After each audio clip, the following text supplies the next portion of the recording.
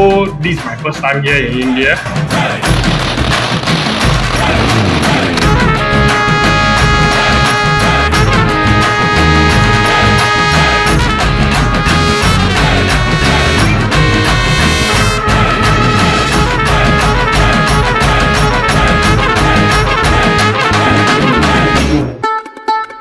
தொழிலாளியுடைய வீட்டு விசேஷத்துக்காக வெளிநாட்டுல இருந்து புறப்பட்டு வந்திருக்க முதலாளிகளை தமிழ்நாட்டு பாரம்பரியப்படி அவங்க அழைக்கணும் அப்படின்னு சொல்லி பட்டு வேட்டு சட்டெல்லாம் அணிவிச்சு அவங்களுக்கு மேல தாளங்களோட மண்டபத்துக்கு கூட்டிட்டு வந்தது பலரையுமே ஆச்சரியப்படுத்தி இருக்கு.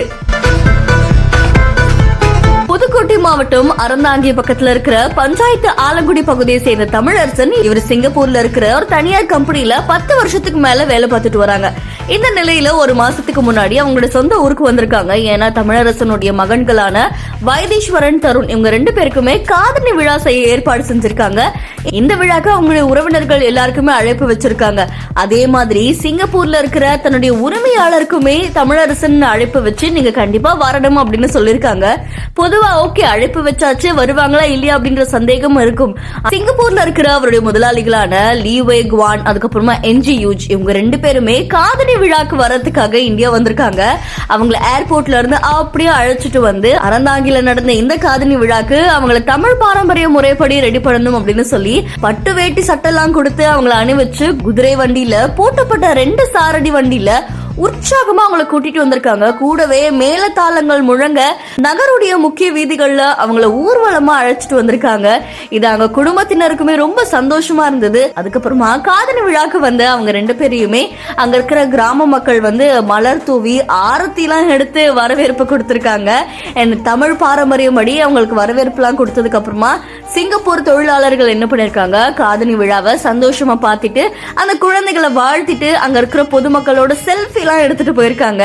இந்த காட்சிகள் பாக்குறவங்களை ஆச்சரியப்படுத்தினதோட ஒரு பக்கம் தொழிலாளியுடைய விசேஷத்துக்காக முதலாளிகள் வெளிநாட்டுல இருந்து வந்ததும், வெளிநாட்டுல இருந்து வந்த முதலாளிய இங்க இருக்கிற தொழிலாளி தமிழ் பாரம்பரிய முறைப்படி கவனிச்சதும் இது பல பேரையுமே ஆச்சரியப்படுத்தி இருக்கு. கண்டிப்பா இந்த விஷயம் உங்க எல்லாருமே மெய்சில் இருக்க வச்சிருக்கலாம். இது எந்த அளவுக்கு உங்களை கவர்ந்தது அப்படின்றத மறக்காம நம்மளுடைய பிஹைண்ட் கமெண்ட் பண்ணுங்க.